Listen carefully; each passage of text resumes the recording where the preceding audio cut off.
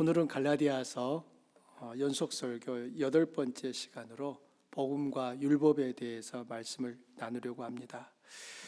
우리는 복음에 대해서 듣고 복음을 말하고 복음을 믿으라고 전하는데 정작 복음이 뭐냐고 물으면 선뜻 대답하지 못합니다. 어떤 분은 복음은 기쁜 소식입니다 라고 의미는 설명하는데 정작 기쁜 소식의 내용은 자신 있게 말하지 못합니다. 복음을 모르기 때문입니다.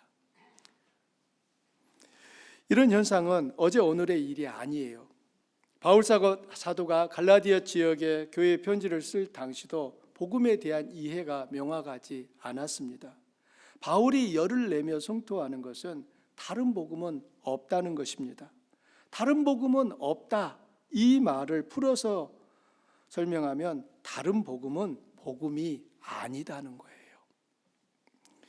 바울이 전한 복음이 참 복음이지 그 복음에 무엇을 더하거나 덜하면 그것은 복음이 아니라는 것입니다.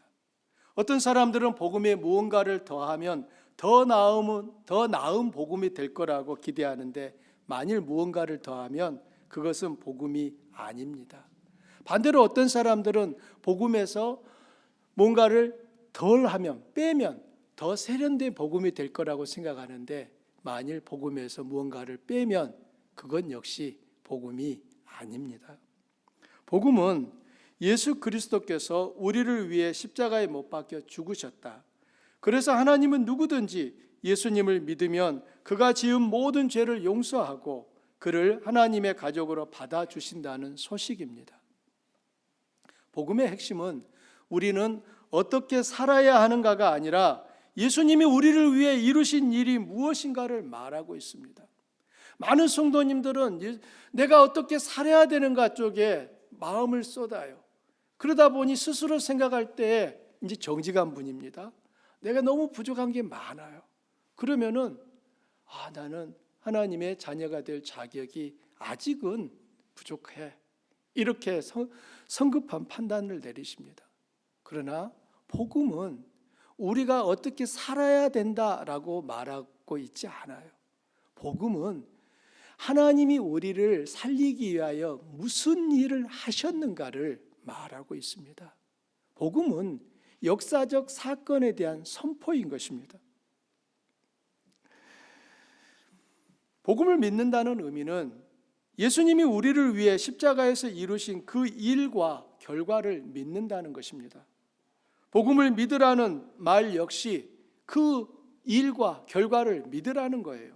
선포된 복음의 메시지가 우리 심령을 사로잡으면 단순히 강의를 듣는 것과 달리 예수님께서 하신 일이 우리 마음에 믿어지고 구원을 얻었다는 확신이 생깁니다. 십자가에 2000년 전에 예수가 달려 죽었는데 그 예수가 나의 죄를 대신하여 내 죄값으로 죽었다고 하는 것이 내 마음에 믿어지는 것입니다. 이 얼마나 놀라운 일입니까? 사실 역사 속에서 이 놀라운 일이 이상한 소리로 누군가에게는 들려졌고 믿을 수 없는 허황된 말로 들려졌기에 수없이 핍박과 박해를 받은 적도 있었습니다. 그런데 그때나 지금이나 복음은 바뀌지 않았습니다. 성령께서 우리 마음을 열어주시면 이 복음이 내 마음속에 이해되어지는 겁니다. 깨달아지는 거예요. 맞아. 나는 아무런 자격이 없지만 내 속에서 선한 것이라고는 하나도 찾을 수 없지만 선하신 분 예수님이 나를 대신하여 십자가에 못 박혀 죽으심으로 나의 모든 더러운 것들을 다 덮으셨고 갚아주셨기에 나는 이제 하나님으로부터 의롭다 인정함을 받고 있다는 그 사실이 내게 믿어진다 그 말입니다.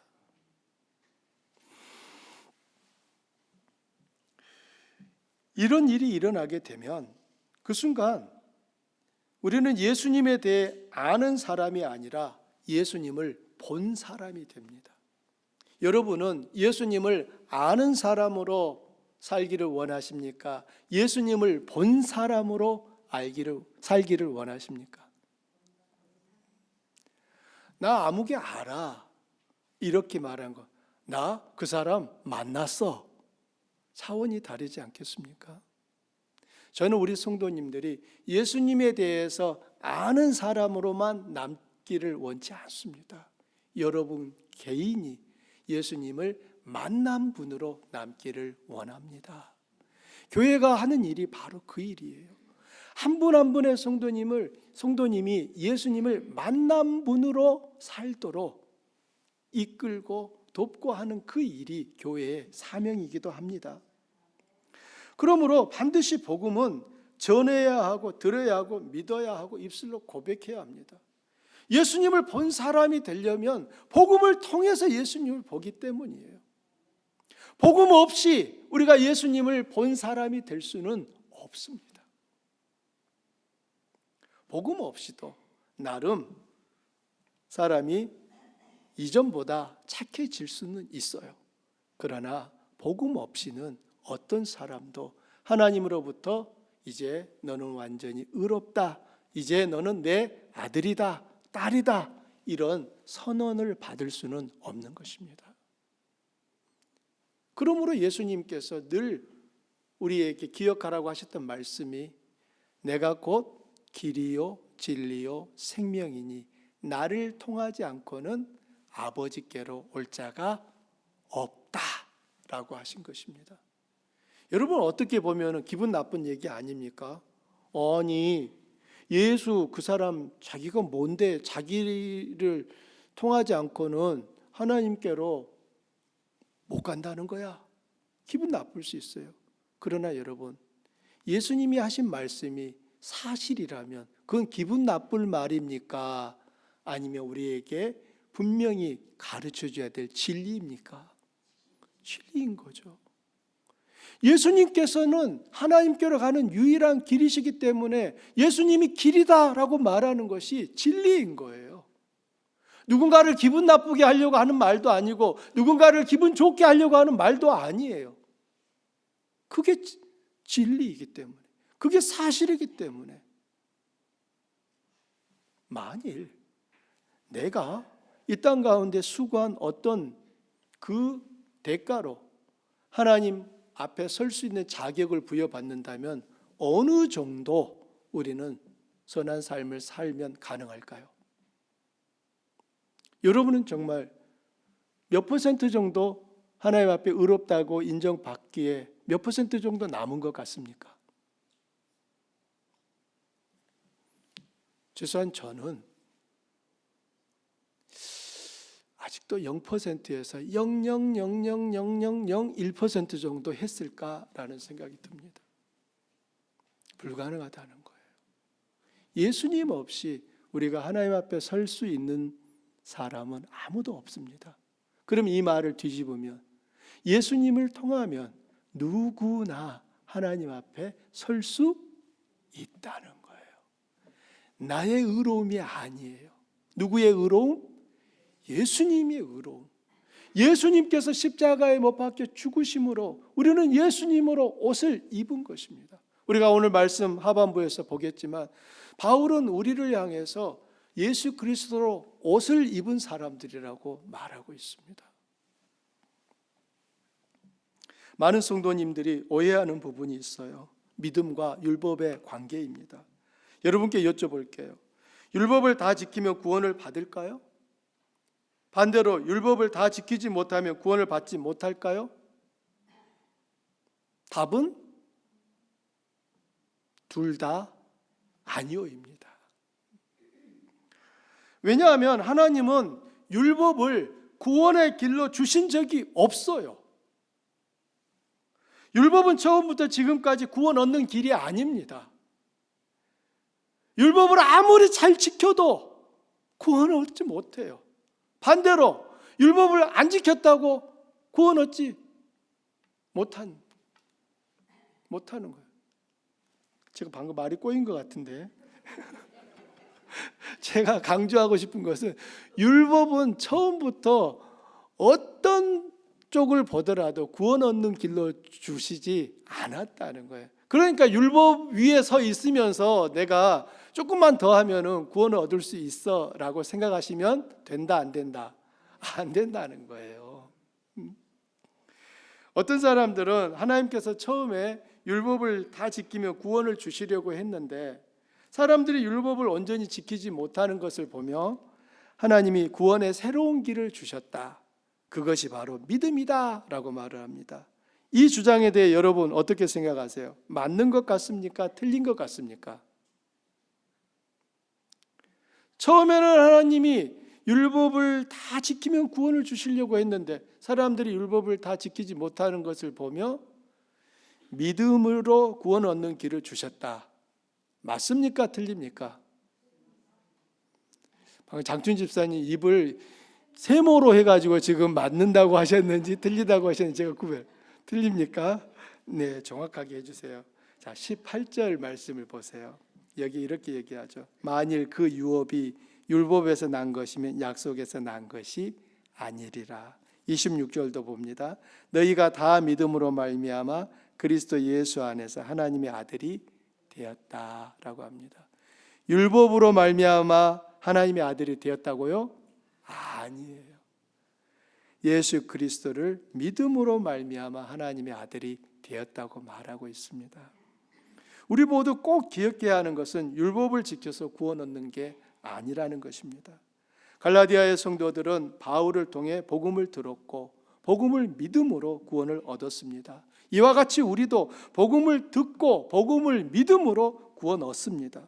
복음을 믿는다는 말은 그리스도에 대한, 즉 그분이 죽으시고 부활하셨다는 그 주장에 단지 동의하는 것이 아니라 율법을 지켜 구원을 얻으려는 시도를 중단한다는 뜻입니다. 우리 본성 안에 남아있는 자신의 힘과 노력으로 구원을 얻으려는 시도를 그만두고 오직 예수 그리스도만 의지하겠다는 것이 복음을 믿는다는 의미인 거예요. 이 말은 다시 바꿔서 말씀드리면 내가 아무리 뜯어봐도 구원 얻을 만한 자격이 1도 없다라고 할지라도 내가 하나님의 약속대로 예수님을 믿으면 나는 구원을 얻는다는 말이 되는 거예요. 여러분은 얼굴이 정말 뻔뻔한 사람이 더 낫습니까? 아니면은 늘 나는 정말 정말 못난 사람입니다 하면서 자기를 늘 뭐라고 해야 되죠? 자기를 막 깎아내리는 사람이 낫습니까? 어떤 사람이 여러분은 더 낫습니까? 많은 분들은 뻔뻔한 것보다는 그래도 자기를 깎아내리는 사람이 더 좋은 거 아니냐 생각할 수 있는데 여러분 그렇지 않습니다. 여러분이 분명히 하나님 앞에서 기억해야 될 것은 저도 여러분도 우리 아닌 그 누구도 자신이 살아온 삶을 근거로 하나님 앞에 설 수 없습니다. 우리 모두가 하나님 앞에 설 수 있는 근거는 예수 그리스도를 믿는 믿음인 거예요. 왜냐하면 예수님이 우리를 위하여 행하신 십자가의 그 사건이 있기 때문이에요. 그러므로 나는 도무지 하나님이 아들이 되고 하나님의 딸이 될 만한 자격이 없어요. 여러분 이건 겸손한 모습입니까? 믿음이 없는 것입니까? 하나님이 그 모습을 기뻐할까요?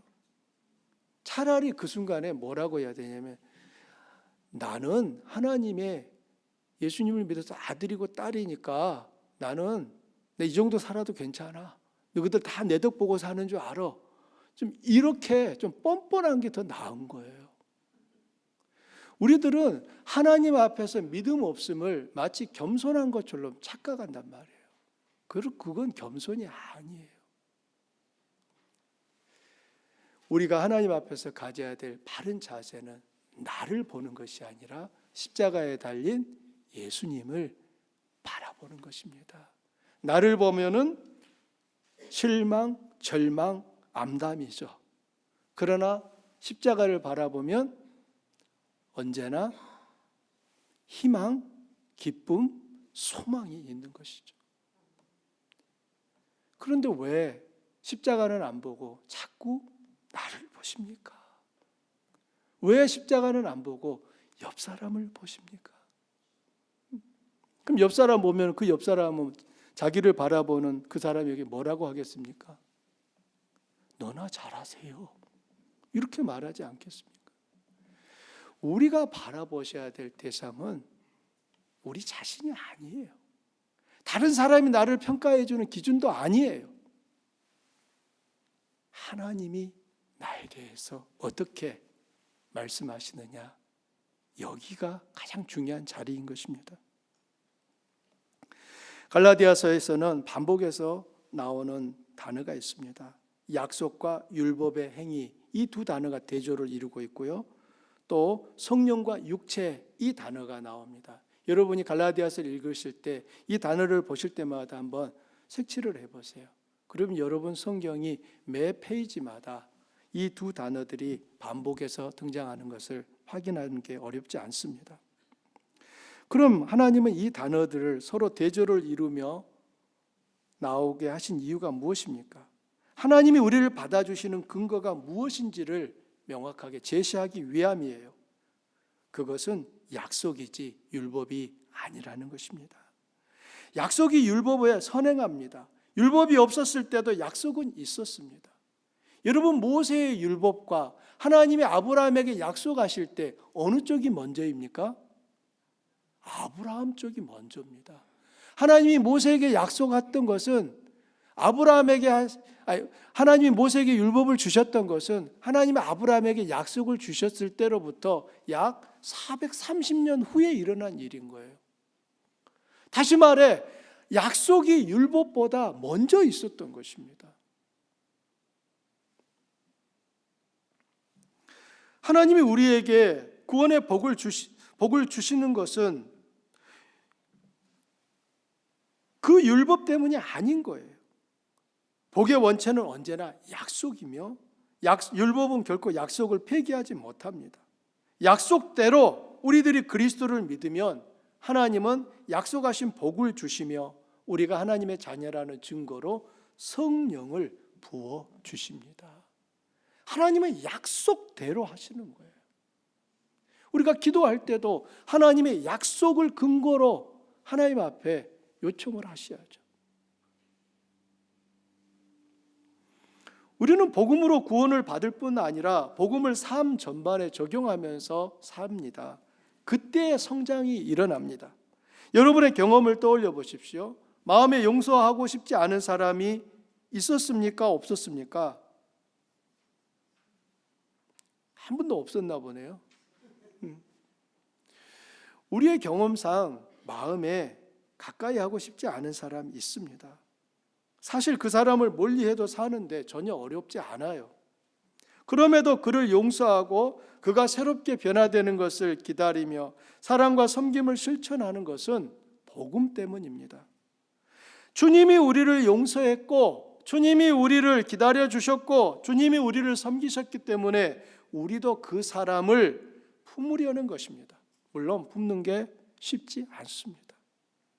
그래서 주님께 도와달라고 기도하는 것입니다. 성령이 내 마음을 만지고 은혜로 충만히 채우셔야 상대방의 반응에 상처받는 정도가 줄어들고 흔들리지 않으며 그를 불쌍히 여기는 마음이 생길 때 주님이 원하는 삶을 실천할 수 있게 되는 것입니다. 우리가 누군가의 영혼을 정말 구원하는 그 시간은 그 영혼이 내 마음에서 떠나지 않을 때예요. 정말 그를 생각하면 내 마음이 안타까운 거예요. 그가 주님 밖에 있는 것이 내 삶에 있어서 어떤 맛있는 음식을 먹어도 맛이 느껴지지 않는 그런 상태. 그럴 때 우리는 그 영혼을 온전히 마음에 품을 수 있게 되는 것입니다. 내 의지로 그 일이 됩니까? 안 돼요.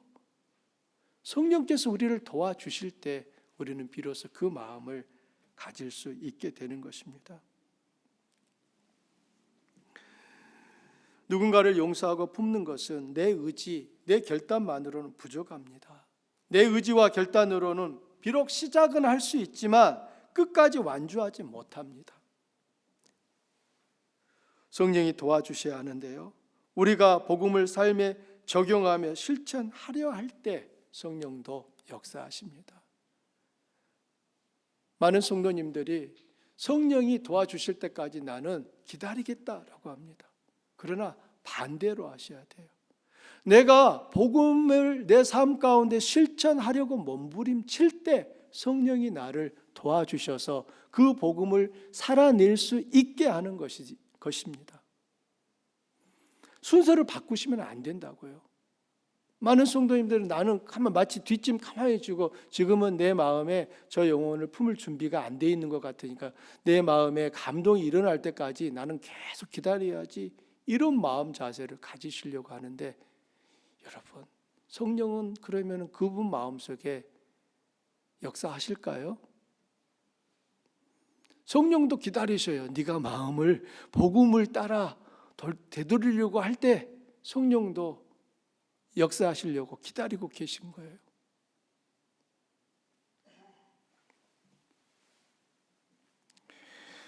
우리들이 살면서 하나님의 능력을 경험하지 못하는 이유가 무엇입니까? 그것은 하나님이 기뻐하시는 그 삶을 내 삶 속에서 살려고 하지 않기 때문입니다. 분명히 예수님은 제자들을 도와주실 마음의 준비가 되어 있으십니다.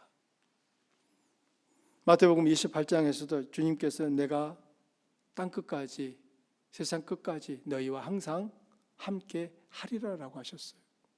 그런데 이 말씀은 모든 성도에게 하신 말이 아니라 하나님의 선한 뜻을 행하려고 하는 사람에게 주님이 도우시겠다고 하는 것입니다. 그러므로 이미 우리가 복음을 알고 있잖아요. 복음을 들었잖아요. 복음을 믿었잖아요. 그리고 그 복음을 믿음으로 구원을 얻었잖아요. 그럼 내 삶은 어떠해야 되겠습니까? 복음을 따라 움직여야죠. 그 복음을 따라 내 삶을 살아내려고 해야지요. 그럴 때 성령이 도우신다고요.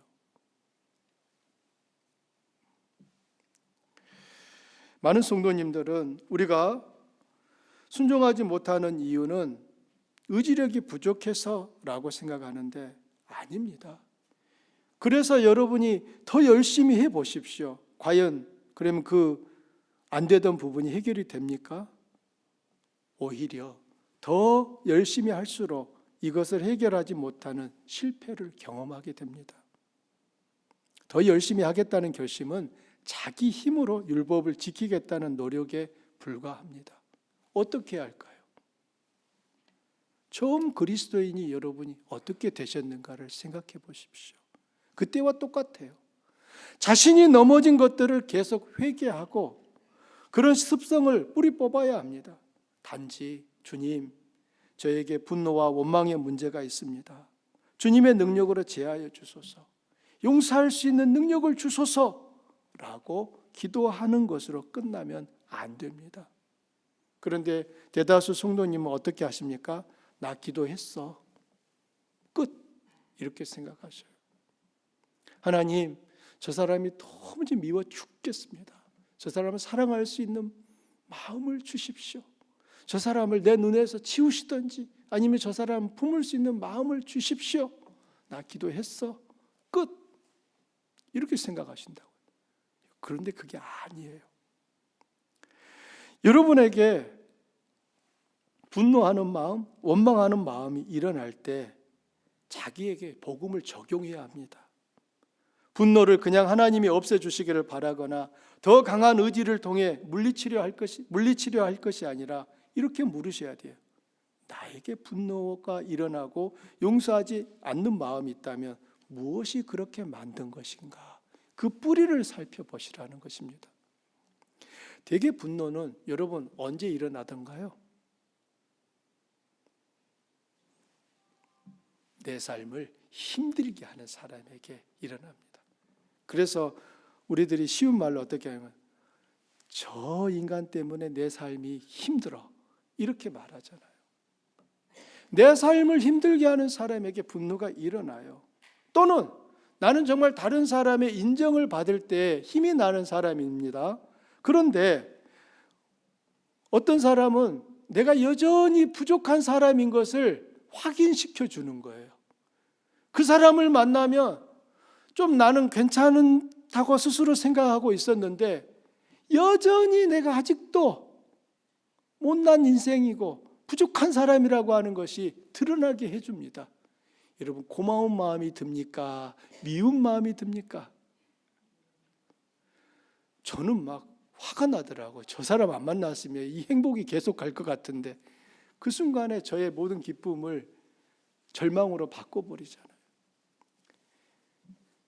내가 분노하는 이유가 뭔가를 생각해 보세요.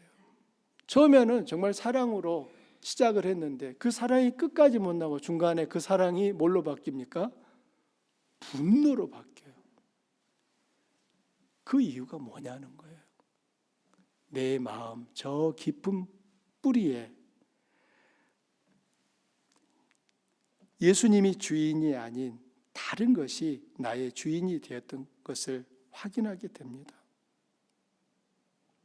여러분의 주인이 사실은 예수님이 아니라 인정받는 것이었고 여러분의 삶이 편한 것이 여러분의 주인이었던 거예요. 제가 목회를 하면서 우리 성도님들의 신앙 상태가 지금 건강한지 병들었는지 금방 진단할 수 있습니다. 어떻게 아는지 아십니까? 저를 미워하는가 좋아하는가, 저를 멀리하는가 가까이 하는가를 보면 여러분의 신앙 상태가 단번에 확인됩니다.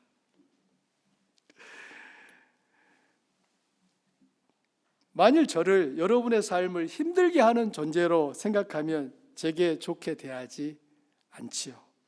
눈도 흘기고 말도 퉁명스럽게 하고 칭찬 대신 험담하고 가까이 하기보다는 멀리 하려고 합니다.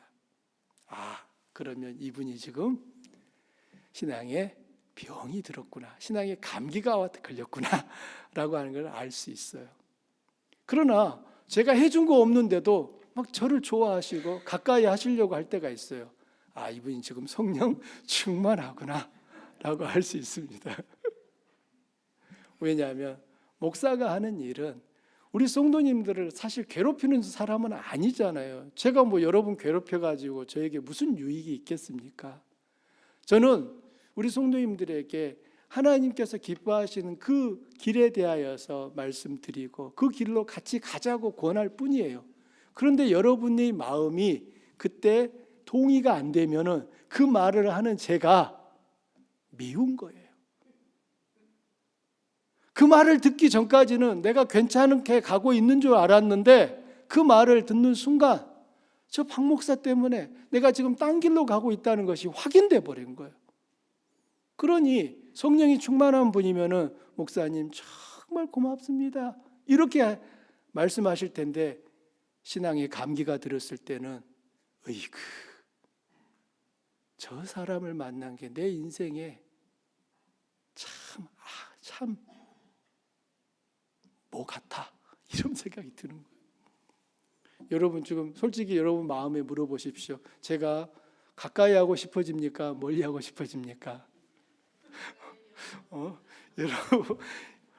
여러분 솔직하게 여러분 자식이 물어보시라고요. 제가 제 아내를 정말 많이 사랑합니다.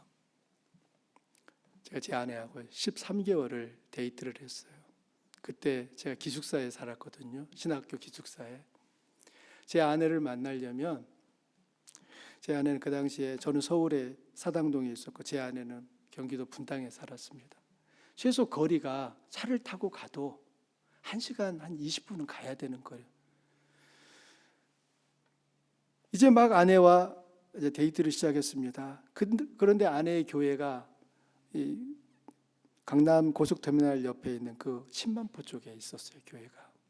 저는 이제 아내를 만나려고 금요일 날 기도회가 끝나는 그 시간에 맞춰서 내려갑니다.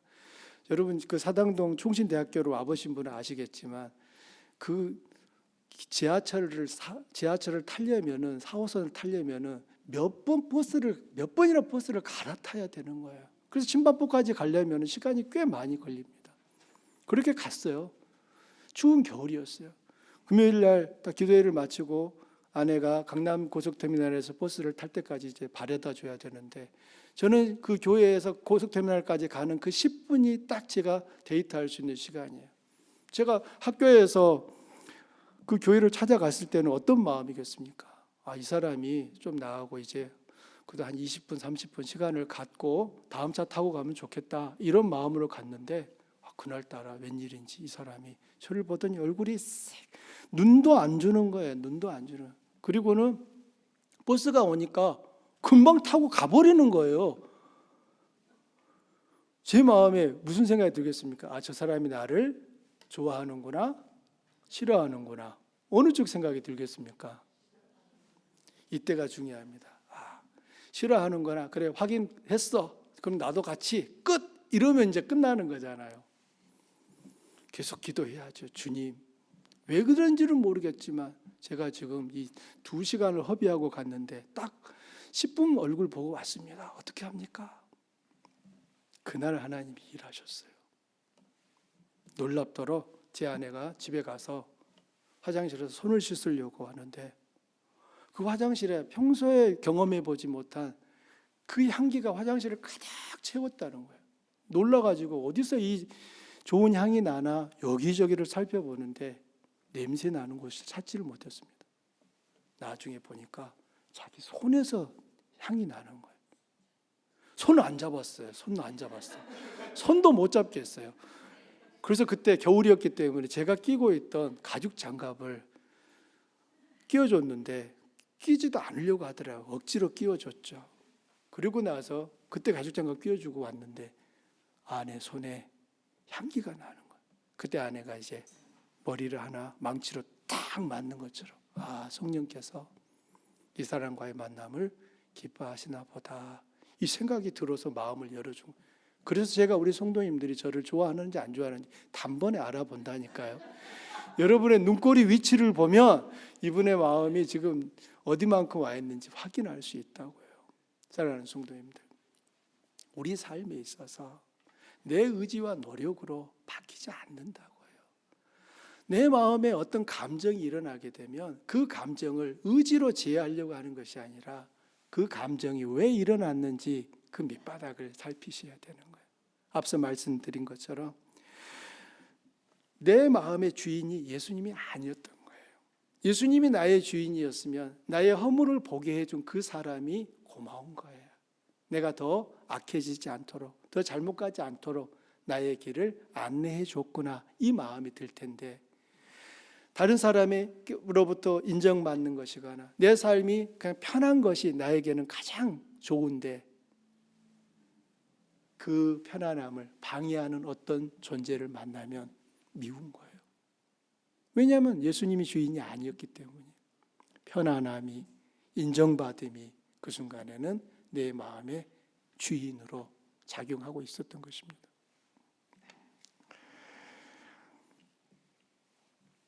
내 마음의 참 주인이 예수님이십니까? 그러면은 여러분은 어떤 순간에도 흔들리지 않아요. 잠깐 흔들리는 것 같지만 꺾이지 않아요. 그런데 대다수 우리 성도님들이 실족하고 주저앉을 때는 그 마음의 주인이 예수님에서 다른 어떤 것으로 바뀌어 있을 때라는 것입니다. 그래서 아침 저녁으로 여러분의 마음의 그 자리에 누가 앉아 계시는가를 확인하시라는 거예요. 새벽 기도를 갖고 또 자기 전에 하나님 앞에 기도하는 시간을 갖는 것은 내 하루를 시작하면서 내 삶의 그 자리에 예수님이 주인 되시도록 다시 주님을 초대하는 것이고, 하루를 마칠 때 기도하는 것은 정말 내 하루 동안 내 주인이 예수님이셨는지 확인하는 것입니다. 복음을 믿고 복음을 따라 산다는 것은 십자가와 부활을 단지 사건으로 인식하는 것이 아니라 그것이 내 삶의 깊은 뿌리가 되게 하는 것입니다. 기쁠 때도 슬플 때도 화날 때도 두렵고 힘이 들 때도 우리 주님이 사신 삶과 이루신 승리를 기억하면 내 마음에 평안함이 임합니다. 소망이 싹 트는 거예요. 예수님을 더욱 닮고 싶은 그 성품의 변화들이 일어나게 됩니다. 그러면 이제 율법은 더 이상 필요치 않은 걸까요? 하나님은 왜 우리에게 율법을 주셨을까요? 율법에서 해방되면 하나님의 율법을 지킬 필요가 없다는 것입니까? 우리는 여기에 대한 답을 19절에서 찾을 수 있습니다. 바울은 율법을 주신 목적과 이유를 이렇게 말합니다. 율법은 그리스도께서 오실 때까지 범법함으로 더하여진 것이다. 율법은 우리에게 구원을 말해주러 온 게 아니라 죄를 말해주러 왔습니다. 율법 앞에 설 때 우리의 문제를 보고 우리 자신에게 해답이 없음을 알게 해주는 겁니다. 왜냐하면 우리는 율법을 어기는 존재이며 율법을 온전히 지킬 능력이 없다는 것이 율법 앞에 설 때 확인되기 때문이에요.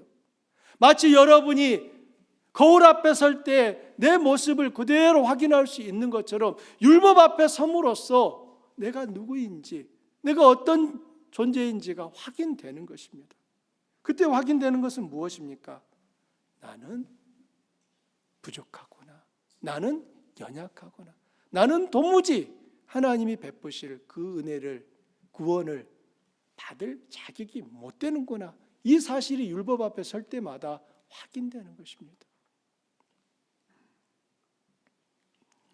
율법은 우리의 의롭지 못함을 알려줄 능력은 있지만 우리에게 의롭게 될 능력은 주지 못합니다.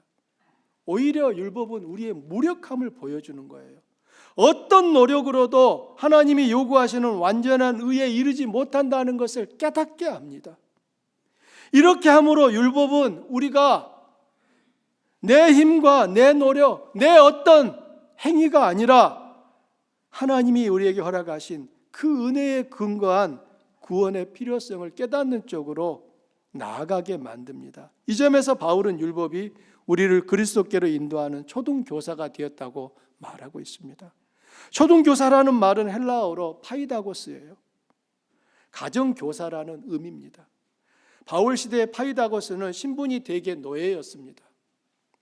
전쟁에 져서 포로로 끌려오거나 빚을 갚지 못해 노예가 된 사람 중에서 학식 있는 노예에게 주인들은 자신을 대신하여 자녀를 감독하게 했습니다. 어린 자녀는 신분상 주인이면서도 부모가 제정한 나이가 될 때까지는 파이다고스의 감독을 받아야 했습니다. 하지만 어린 자녀가 성인이 되면 더 이상 파이다고스의 감독을 받지 않았습니다. 자유로운 존재가 된 거예요. 율법은 마치 파이다고스처럼 그리스도가 오실 때까지 우리를 속박하며 이끌었습니다. 그런데 이제는 그리스도가 오셨기 때문에 더 이상 율법의 지배 아래 있지 않습니다. 그럼에도 우리가 율법에 순종하는 이유는 하나님으로부터 거부당할까 봐 두려워서도 아니고 율법에 지킨 행위로 구원을 받기 위해서도 아니에요. 어떻게든 주님을 기쁘게 하고 싶고 주님을 닮고 싶어지기 때문입니다. 그런데 그 방법이 바로 율법에 순종하는 거예요. 율법을 지키려는 의도가 달라졌습니다. 전에는 구원을 받으려고 율법을 지키려 했다면 이제는 구원받기 위해서가 아니라 구원받았기 때문에 율법을 순종합니다. 순종하는 동기가 달라졌어요. 성도의 구원에서 율법과 은혜는 서로 협력 관계에 있습니다. 율법을 통해 자기 죄의 심각성을 알고 자기 힘으로는 도무지 구원받을 수 없다는 사실을 알아야 하나님의 약속, 즉 예수 그리스도를 믿으면 구원을 주신다는 그 은혜에 의지하게 됩니다. 말씀의 결론입니다. 하나님의 복은 율법을 지켜서 받는 것이 아니라 믿음으로 받습니다. 여러분, 성령을 어떻게 받았습니까? 율법을 지켜서 받았습니까? 아닙니다. 복음을 듣고 믿었기 때문에 받았습니다. 하나님이 언제 기적을 일으키셨습니까? 율법을 지켰기 때문입니까? 아닙니다. 복음을 듣고 믿었기 때문입니다. 아브라함이 언제 의롭다 인정함 받았습니까? 그가 율법을 지켰기 때문입니까? 아닙니다. 아브라함이 하나님을 믿으니 하나님께서 아브라함의 믿음을 받으시고 그를 의롭다고 여기셨습니다. 그러므로 믿음으로 사는 사람이 아브라함의 참 자손입니다. 이스라엘 백성이 아브라함의 자손이 아니라 하나님은 아브라함과 같은 믿음으로 사는 사람이 참 자손이라고 말씀하고 있습니다. 그러면 이방인들은 언제 하나님께 의롭다고 인정받았습니까? 율법을 지킬 때입니까? 아닙니다. 아브라함처럼 하나님을 믿을 때입니다. 율법을 의지하는 사람은 오히려 저주를 받습니다. 왜냐하면 신명기 27장 말씀에 이 율법의 말씀을 실행하지 아니하는 자는 저주를 받을 것이다 라고 말하고 있습니다. 세번역 성경은 이 동일한 구절을 조금 더 쉽게 번역을 했어요.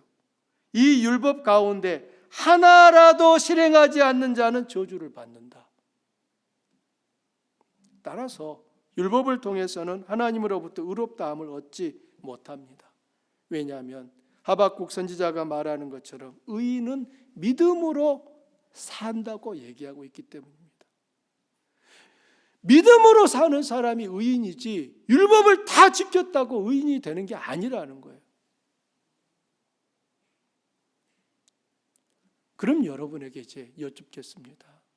내가 예수를 믿어요. 그럼 나 하나님이 주실 이 구원을 얻은 사람입니까? 아직 얻지 못한 사람입니까? 다시 처음으로 돌아갑니다. 대답을 작게 하시면. 우리의 딜레마는 여기 있단 말이에요. 예수님을 믿으면서도 내가 구원받은 사실을 알지 못해요. 확신하지 못해요. 왜 못할까요? 복음을 의지했기 때문입니까? 율법을 의지했기 때문입니까? 율법을 그 순간 또 의지한 거예요. 내가 말씀을 하나님 뜻대로 얼마나 잘 살았나 못 살았나 이걸 또 확인하니까 흔들려요 안 흔들려요? 흔들려요. 안 흔들릴 사람이 없어요. 그런데 성경은 우리에게 뭘 말합니까? 복음을 의지함으로 복음을 믿음으로 우리가 구원을 받았다라고 말합니다. 율법은 처음부터 구원을 얻는 길이 아니었어요. 율법을 다 지켰어도 구원을 얻지 못하고 율법을 다 안 지키면은 역시나 구원을 얻지 못합니다.